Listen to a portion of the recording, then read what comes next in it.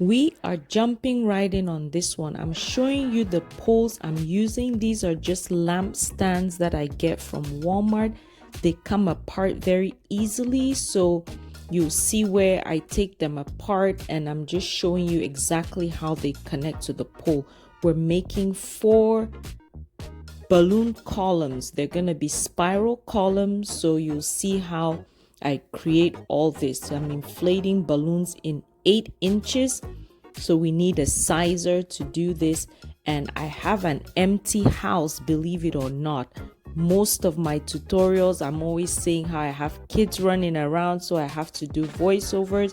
This time I have an empty house, so you'll be able to get a more decent, I think, explanation of the balloons. Of course, sometimes the voiceovers are good as well because I can tell more details as I'm watching myself do them. So I'm just inflating the balloons in 8 inches. We're going to be using 3 colors for this whole decor. We're going to use white, we're going to use a chrome silver, and a ruby red. They're all Tuftex balloons. Oh no, the chrome silver is a qualatex or sempertex. So keep on watching and I'll explain all this here shortly.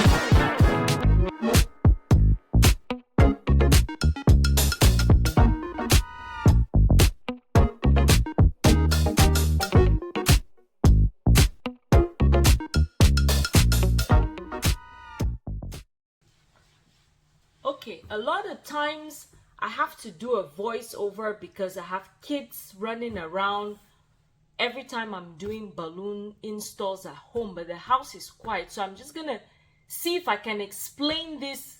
Hopefully you understand how I'm doing it in a better way than how I usually do. Okay, so let me grab a pole.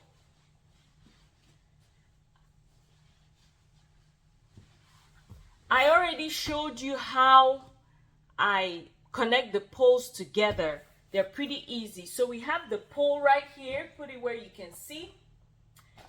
Now what you do, we're gonna create a spiral. So first I'm going to flatten the balloon so that the whites are alternating. You don't have to do it at first, but this is how you want it to look when it's put down, okay? Because that's how it'll create the spiral for you, and you have white in between the silver and this ruby red. So in order for you to keep it secure on the pole, you have to pretty much do something like this. And once you insert it through here on the pole, then you twist it onto the pole and you have this design. So you want to end up with this, but because we want it to stay attached to the pole, in case someone bumps it or something, it stays tight. The pole will stay in between that space, and it doesn't matter which one you put it through, as long as you know when you insert it through, you're gonna crisscross it. So if I insert it from here and I crisscross, this is what I have, and I don't want that unless you want the spiral to have 2 rows of white going along, and then you have your silver and your ruby red together. So I hope this makes sense. So it could be a different design like this, or you could do it like this where the white is in between the ruby red and the silver, which is what we're gonna do. Or you can put it whichever way, and you can alternate however you want. Usually it's easier for me to go clockwise on how I'm doing the spirals, and that's what we're gonna do today. So again, I have it flat with the two whites on one side to insert, and I'm inserting it through these two because these are the two I'm going to cross so that I have this. So here we are.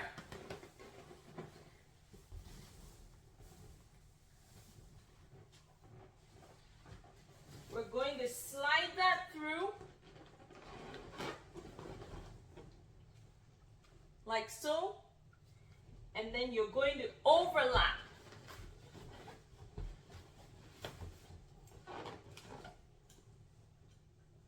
So you can see where I overlapped right here to keep it secure. And you want to make sure you push down. So I'm going to keep repeating that process till I cover up the whole pole.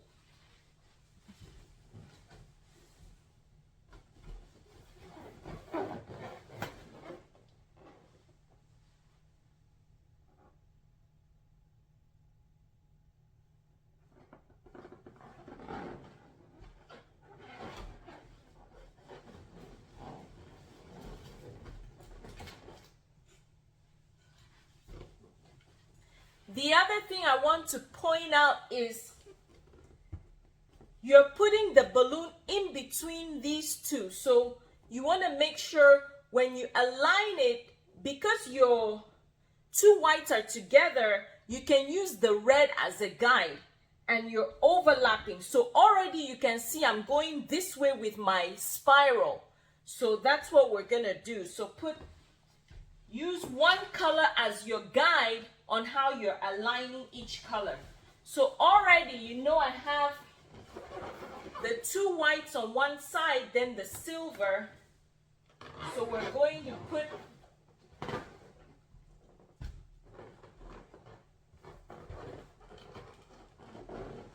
like so. Then you're going to cross it over and push down.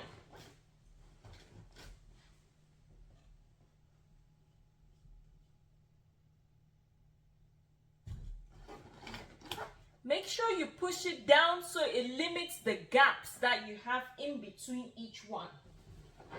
So again, it's flat and I'm sliding it between the white and the silver in, but then I have to find my red and align it right there where the red is, push down, and I'm twisting the white either or under the silver and pushing down, and you can see where the silver aligns. One more time. So flat, insert in between the silver and the white, push all the way in, find my red where it's aligned, then twist these two over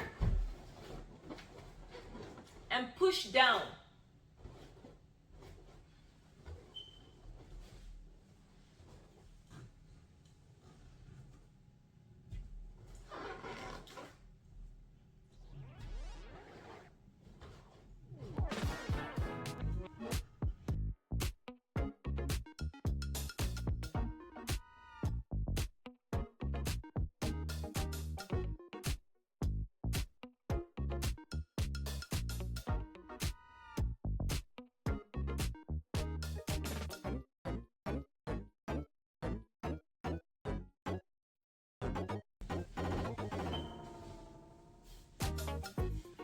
I usually try to insert one small balloon on top so the sharpness of the metal piece doesn't pop it. So I just stretch this out as far as I can and slide that in on the top.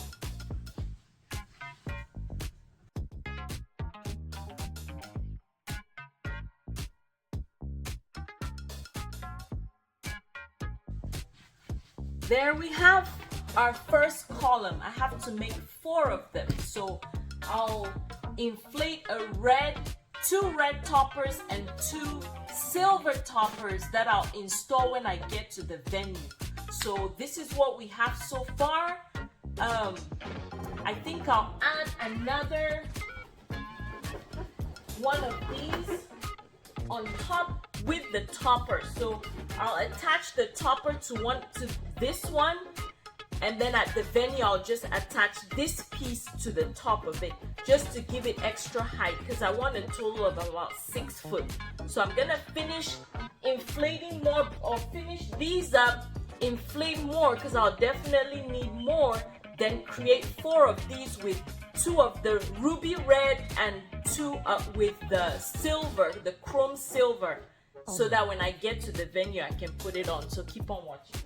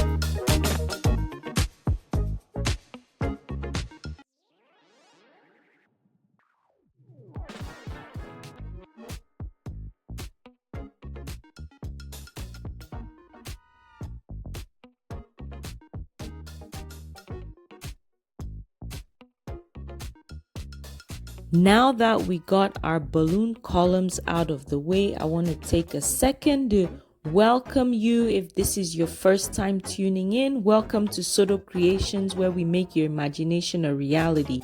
We provide videos that show you how we decorate for various events. A lot of our decor are balloons, but we do floral arrangements and full decor setups as well.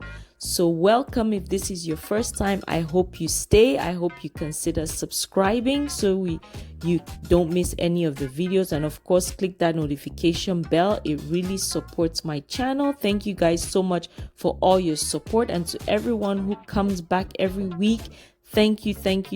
I truly appreciate you guys.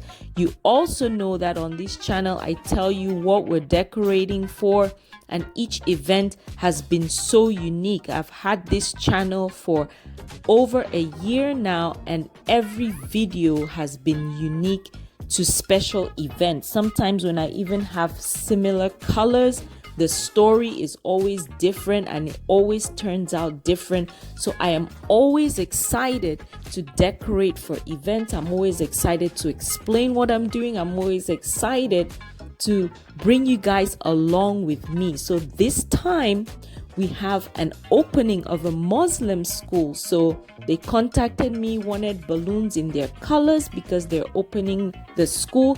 The lady explained that they were at a different location, but they're opening a bigger location and it's very exciting for them. They have bigger opportunities for students, and I was so excited to be a part of this to support our kids' education. So I was happy, and she let me have a little bit of leeway as far as decorating, but of course she did specify her colors.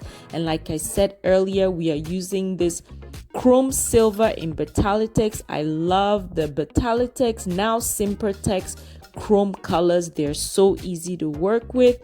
And we also have this ruby red in qualatex and the white in qualatex. Now I'll have to say this, I am inflating the balloons with 2 of the 17 inches. So you have 2 of each color represented with each cluster. So my clusters here have 6 balloons.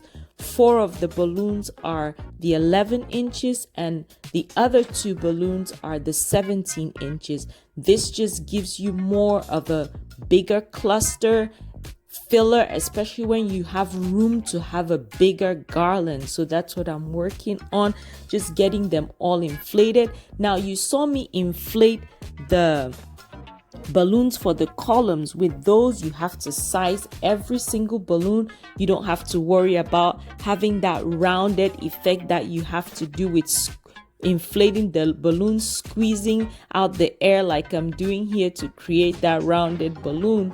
But it's also a different method where you're inflating and trying to use a sizer to deflate. Comment down below which one you like better. Would you rather create this organic look where you're inflating and compressing the balloons to create that rounded look, or would you rather inflate it and use a balloon sizer to size for your designs? Let me know below.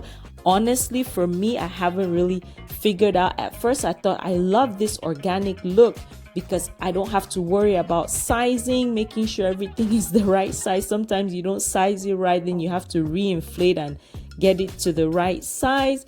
But then when you're also sizing, it's a lot easier because you just have to get it to the size. You're not trying to compress and get it to look rounded and things like that. So I honestly haven't decided. So we've created these huge clusters. Now we're connecting the clusters together.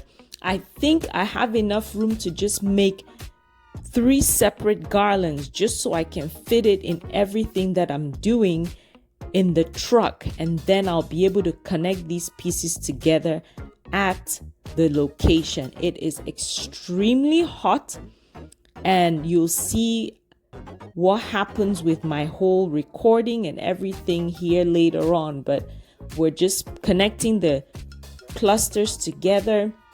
Once we're done, we can use our bag to put them all in the bag so it's ready to go. Another thing I have to do is create some balloons that are gonna go along the fence for the school. So they have a metal fence, so I'm gonna put some clusters of balloons in these same colors, just not as big, smaller clusters all along the fence, so that it just adds that color pop for when people are driving across the street.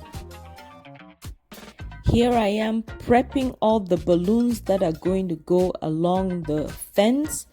So I have the same colors. This time I'm using all 11-inch balloons, and I'm just inflating them, compressing them. Again, the same organic look, except we're gonna have 6, 2 of each color for each cluster. And I'm just gonna use the necks of those to tie onto each post. Hopefully it's not too hot where they pop. They ended up holding on well, and these did fine. So when I have everything inflated with each color, then I'll just combine the clusters together like I did with the bigger clusters. I'll need about 10 of these, so that's what I'm working on, to get 10, and then everything will be nice and connected. It was so much fun and such a pleasant experience working with the lady who contacted me for this event, and I was so happy to work. There's nothing like having a good client, you know what I mean? So it helped a lot, made things so smooth. One thing I like to do is prep as much as I can before an event, because a lot of the installs I do on my own, so it's a lot easier for me to have everything ready at home and then carry it to the venue. I'm blessed that I have a decent car that can hold most of this. Otherwise, I would have to go there and try to get everything inflated. Now, I did this the day of the event. So the morning, my install was in the evening. So I had a little bit of time to get all this prepped before the venue. So that was really good. Now I'm putting together my filler balloons. Someone asked what rubber bands I use, and those are the ones I picked up at Walmart, and they work really well. I just got a big bag because I use them quite a bit. Because I have 3 colors and my design is fairly big, I'm connecting just 3 colors together. Sometimes I'll create I'll have 4 balloons for this filler balloon, but I decided to just have the 3 colors represented. They look good as well. I'll show you a close-up of how I put the 3 together, because I'm a little bit picky about how the necks look on these 3 with the rubber bands. So I grab the rubber bands so I can put the rubber bands on when I'm done attaching it, and it's easier for me when I get to the venue. But another thing you have to keep in mind is, because we have those huge clusters, sometimes you might have a spot that you want to put these balloons on. Those rubber bands don't stretch well enough to go around the 17-inch balloons. So I ended up there at the venue taking off some of the rubber bands and using 260 Qs to attach to 2 of the filler balloons in order to fill the areas that I saw gaps that I couldn't use the rubber bands through. So a bit of a close-up. Deflate your balloons to where you have it as a rounded look. Tie the 2 together. Hold both necks of those 2. Inflate your 3rd color. And you're going to deflate that as well so it's nice and round. Make sure it's the same size as the other. Keep holding your other 2 necks, wrap that 1 neck around and tie it onto the 2 necks. So you just have that nice and secure. Make sure all your necks are on one side and your other side is clean. When you put your rubber band through, you're going to attach it onto the side that has the 3 necks. So that part is nice and clean and it doesn't show the necks through. So make sure you're a bit picky when you do your decor, right? So you don't see those necks. I'm repeating the same thing here so you can see. Tying all 3 on one side, putting my rubber band to the side that has the necks so that it does not show when I put it on my backdrop. So there you go.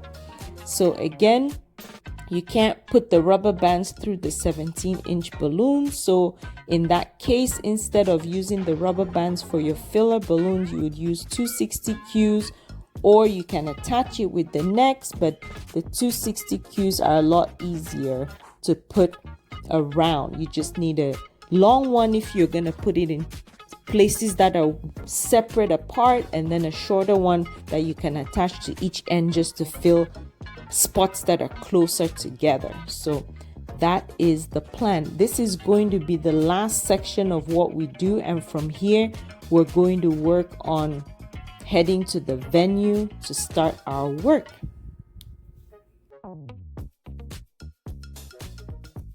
And I say start our work, I mean start the install, not really start the work. The work has begun.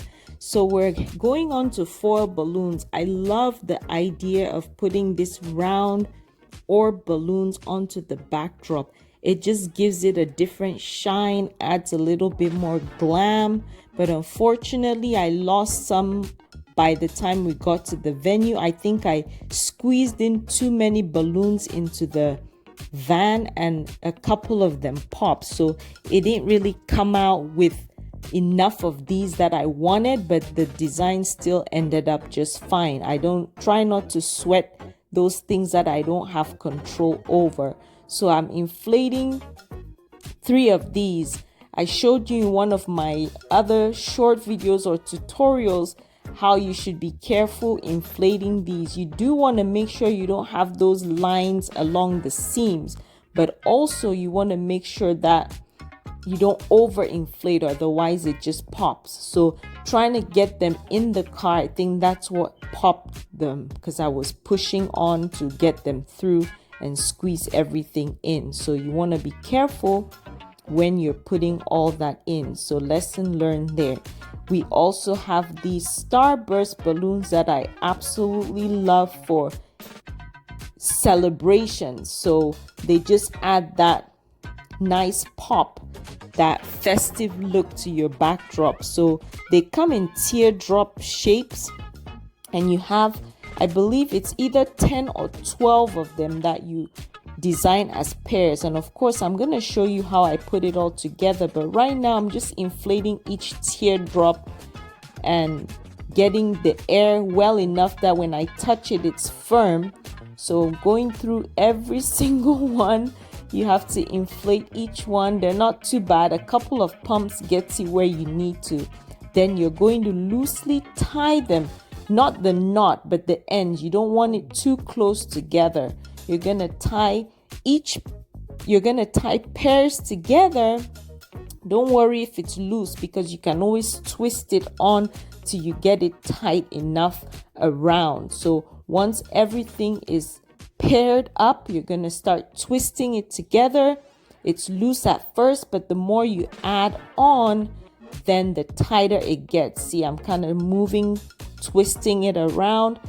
And once I feel like the one I just added is nice and twisted in and tangled in, then I add the next one. This one is a lot looser than it should be, so I have to take extra time to really keep twisting it around, moving it around until it's firm and I know all the spikes are holding their place, they're not flopping over. And I'll show you the next one as well, so you see it doesn't take me as long to twist it all together as much as this one. But this all depends on how close you tie the pairs together.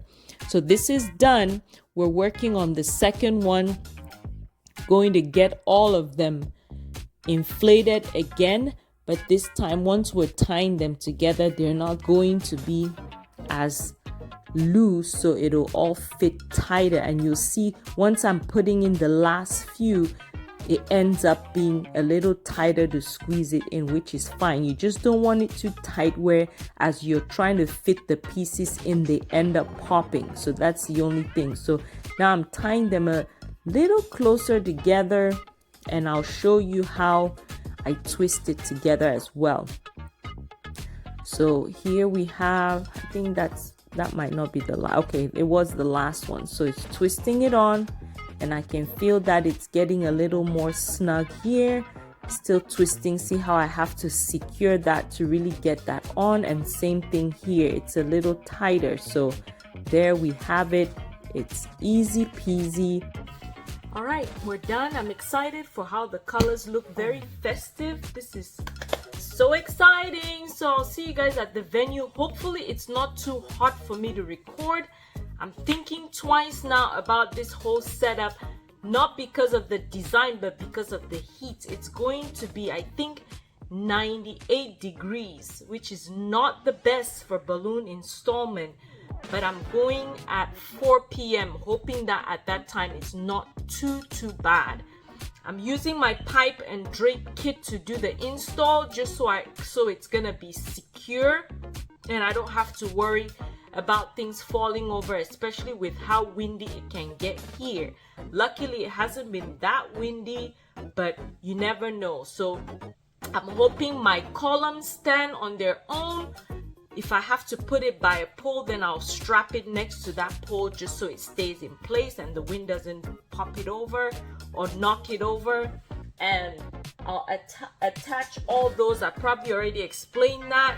and this one is gonna go on the pipe and drape. It'll have the stars and the orb balloons all on it, just to add that festivity as they open up this new school for the community. So thank you guys so much for watching. I'll see you guys at the venue. Hopefully it's not too hot for my phone to record, but you can catch a glimpse of everything. If not, I'll do a final video of everything so you can see the setup. Thank you for watching.